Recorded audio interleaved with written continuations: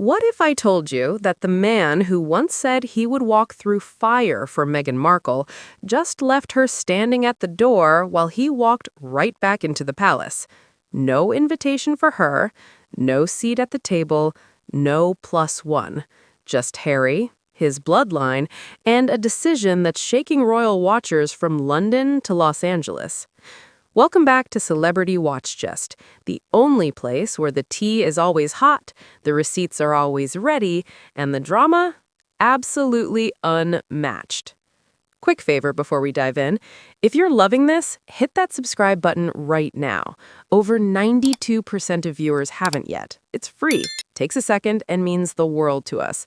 Thanks. If you did, you're already one of the smart ones. Now, back to the show. So here's the thing about Prince Harry and Meghan Markle.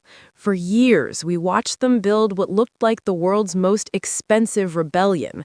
They left the royal family, gave up their titles, moved to Montecito, sat down with Oprah, and basically handed the British monarchy a PR grenade with the pin already pulled. They were a united front, a team, a brand, the Duke and Duchess of, "We don't need you anymore." And we believed it. The world believed it. Apparently, Harry believed it too, until he didn't. Because something shifted, something cracked behind that perfectly curated Sussex facade. And the crack? It has Meghan's name written all over it. Let's talk about what's actually happening here, because the details are wild. Reports have been swirling from royal insiders, palace sources, and people close to the couple that Harry has been making moves. Quiet, calculated moves behind the scenes to reconnect with the royal family. And here's the kicker. Meghan is reportedly not part of those conversations. Not invited, not included, not welcome at certain key moments that involve the royals. Harry, it seems, has been showing up to engagements, events, and private family moments without his wife by his side. And insiders are saying Meghan is not happy about it. Not even a little bit. Now, let's be real for a second. When you leave a family as publicly and as dramatically as Harry and Meghan did, coming back is not exactly a casual Sunday afternoon thing.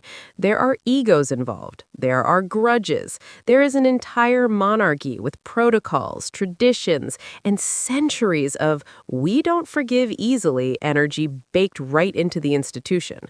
So when Harry starts dipping his toe back into those waters, you better believe the royals are setting the terms. And apparently, one of those terms is leave Meghan at home. Now, is that fair? Debatable. Is it surprising? Absolutely not. The royal family has never fully embraced Meghan. From day one, there were whispers, side eyes, and that infamous alleged conversation about Archie's skin tone that Meghan herself brought to the world's attention in that Oprah interview. The palace has had Meghan in its sights since before she even officially joined the family. So for them to draw a hard line between Harry and Meghan during this fragile reconciliation process, that is a very royal power move. Cold, calculated, and completely on brand.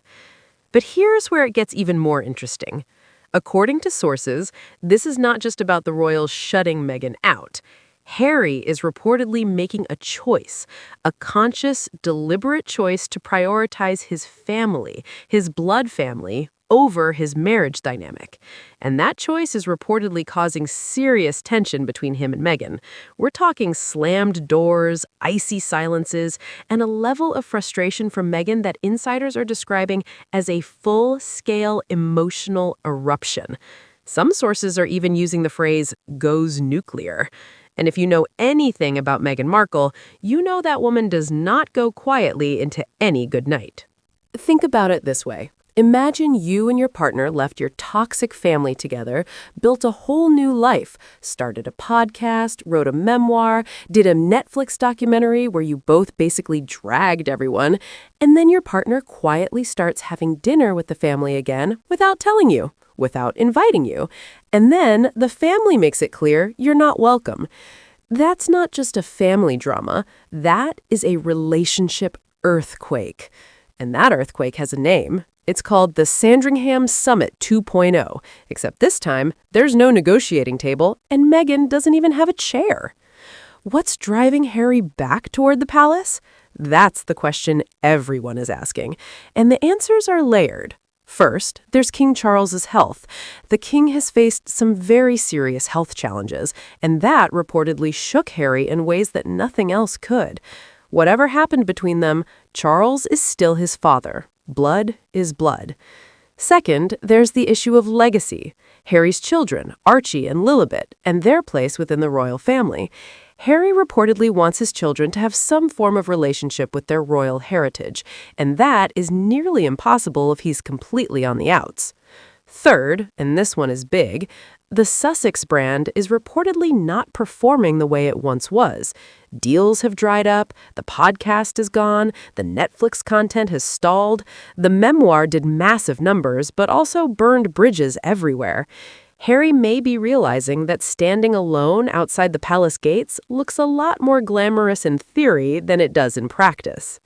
So, what does a prince do when his exterior castle starts crumbling? He goes back to the original one, even if the drawbridge only opens halfway, even if his wife isn't allowed across the moat. And Meghan?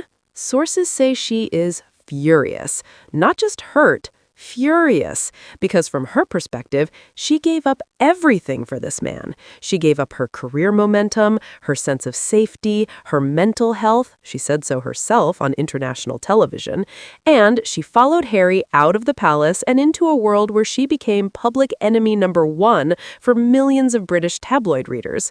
She sacrificed her privacy, her friendships, her family relationships. And now, after all of that, Harry is the one being welcomed back with open arms, while she's the one being handed a thanks but no thanks from the same institution that spent years making her life miserable?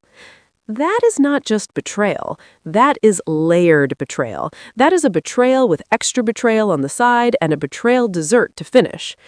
Now, here's what makes this situation truly complicated. Harry is not necessarily wrong for wanting to reconnect with his family. Reconciliation, especially around illness and mortality, is deeply human, and no one should be permanently cut off from their father, their brother, their nieces and nephews because of a public fallout. That's not righteousness. That's stubbornness dressed up as principle.